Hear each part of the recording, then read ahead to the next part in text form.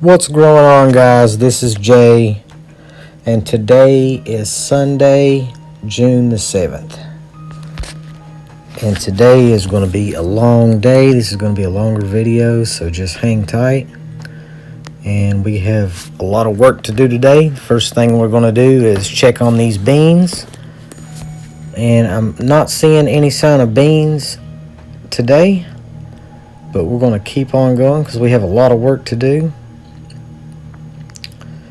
We're going to go down here into block 5 where we have our cucumbers and our squashes. Check it out. We have our first cucumber flower. We just put these in yesterday. And this one has a flower on it. Open little flower. That's pretty cool. So we're going to check out the rest of these, and we're going to put in some squash hills today, right here in block 5.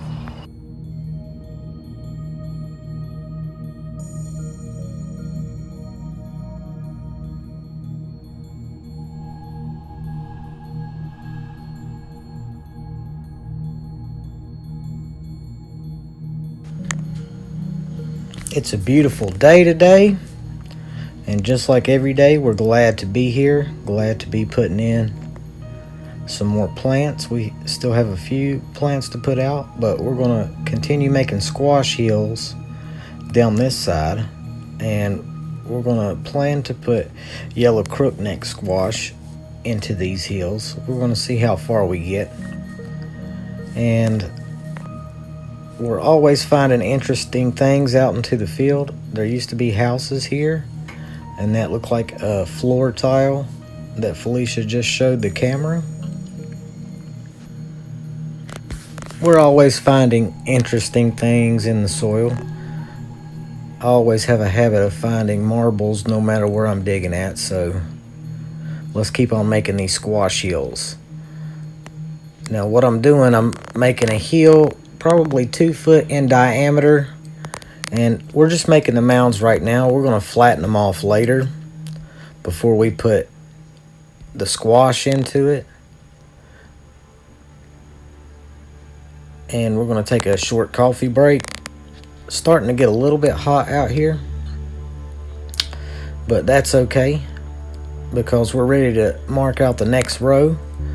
And we're going to start throwing in the next row of squash hills. This will be the second row of crookneck squash hills. Now all of these aren't going to be crookneck squash, but we're going to put in all of the squash that we started from seed and fill out the rest of them in these rows.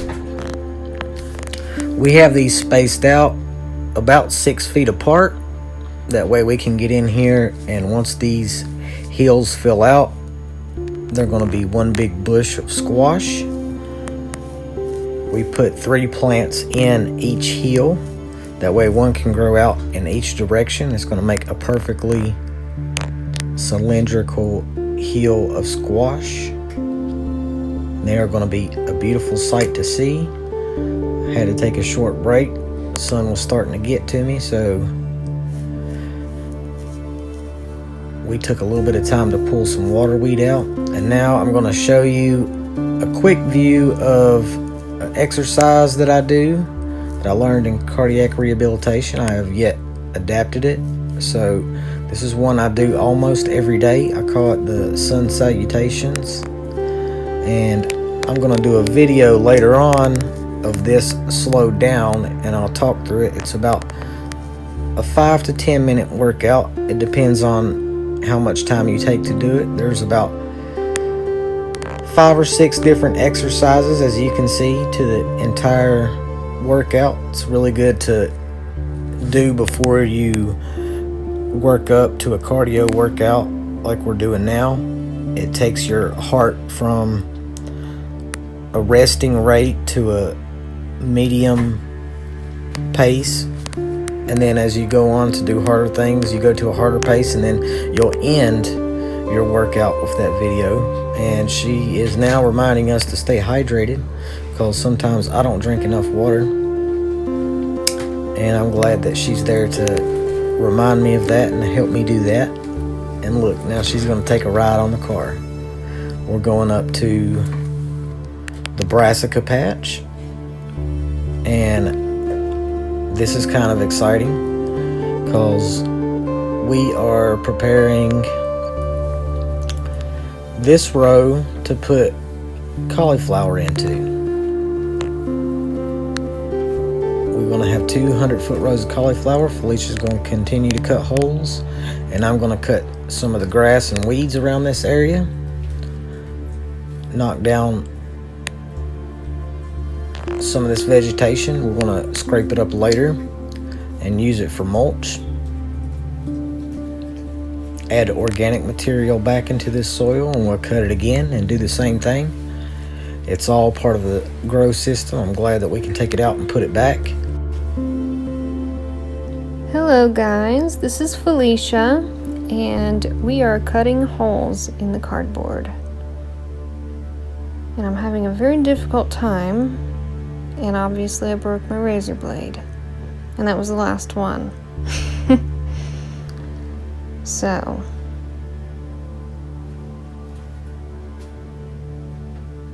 Jonathan's cutting grass still, and we're going to use that in the garden. Just knocking it down.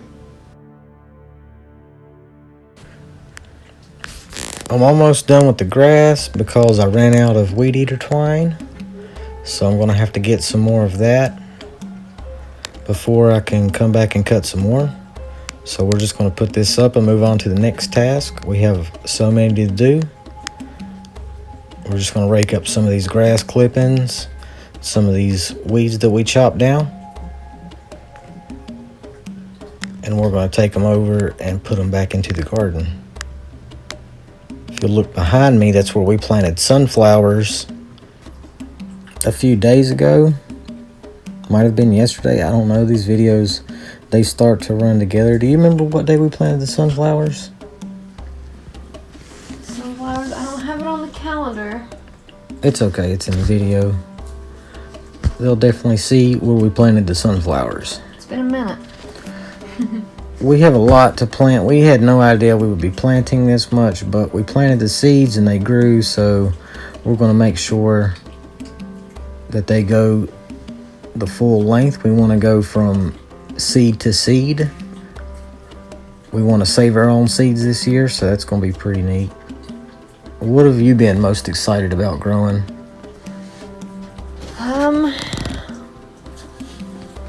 Tomatoes. Everybody loves tomatoes. Oh yeah, I don't think we have talked about our tomatoes. We're going to have 4 rows of tomatoes. We're going to have cherry tomatoes and brandywine tomatoes, and we already have those in. And it's now evening. We went home for a little while because it really does get hot out there.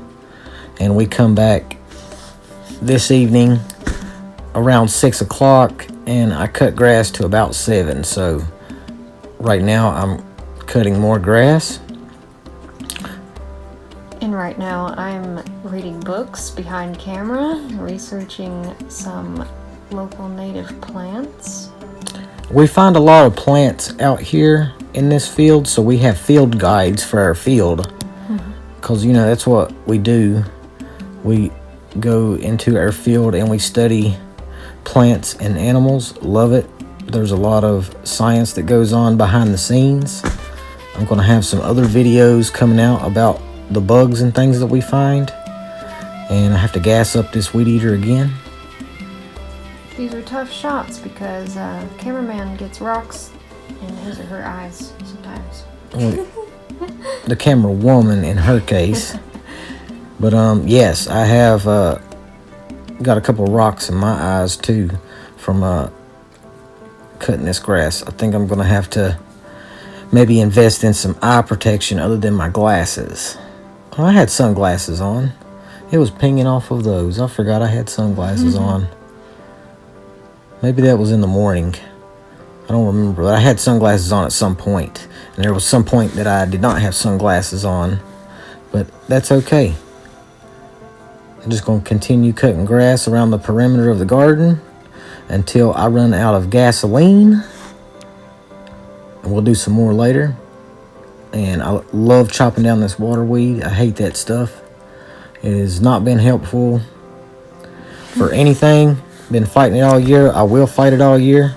But I am going to put it back into the garden, so it's helpful for that. It adds organic material back. What is your experience with the water weed, Felicia? I've been battling this stuff for years. Oh man, I remember years ago in our beginning stages of farming and gardening. Water weed is always tough. It's invasive and the roots run deep and long, and it's good though to put it back into, once you kill it, to put it back into the garden. Yeah, we don't need that stuff. That's all it's good for. It does add organic material back, and when it dies it will hold water, and it's got nitrogen locked away in it and carbon and all kinds of different elements of chemistry, of the chemistry type stuff. I'm not going to go into that in this video because the informational videos, they take quite a bit longer to edit, and this video is long enough as it is, so I'm just going to continue to cut weeds. We also found some milkweed, and Felicia identified, what was the flower you identified in the beginning of the video? Those are called moth muline. So if you seen the flowers in the beginning of the video, there are these moth muline flowers. They're yellow ones and white ones, and they close in the evenings. They open in the mornings. They usually close around 4 or 5 o'clock. Shadow dance.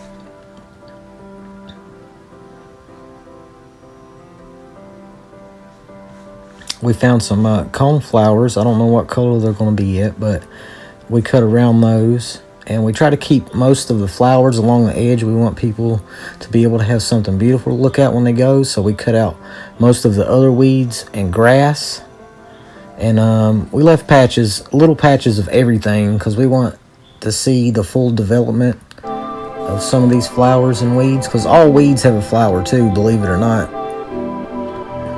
Oh yeah, and all weeds, most of them have a purpose, and a lot of them are edible. No, they absolutely all have a purpose, and it's just figuring out what that purpose is. You might not be able to eat them all, but they all have some kind of purpose. They're going to host some type of biological life that comes around that plant, whether it's something that comes to eat the plant or live on the plant or whatever the case may be. They all have some kind of purpose, but just figuring out where their place is there. But as far as the garden goes, if it's not in the garden, I don't want it there. Check it out, guys. It's the evening.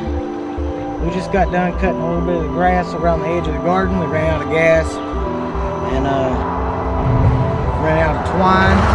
So now we're gonna plant some more squash hills and see where we're gonna go from there. But yeah. What we're doing now is planting yellow crookneck squash. They're quite delicious. They're one of our favorites. So we're planting them the same way that we did the cucumbers. We dig down into the hill anywhere between 6 and 8 inches. We put a little bit of that chicken fertilizer down in there. And that fertilizer again is just organic chicken manure. What I mean by organic, they were fed organic food, and there is kelp in there, and I think there's seaweed in there, and oyster shells. Oyster shells is Calcium. what it was. So it's kind of getting the full spectrum of organic food. And one of the things that we do, since this area is so dry with the sand and whatnot, we take some of that grass clippings and some of that organic material and we put that down in the hole as well, because that's going to help hold it like a sponge. That way when the soil dries out, you have a sponge full of moisture and water that the plants can draw from. And it looks like we're taking a short coffee break, so we must have accomplished some kind of task.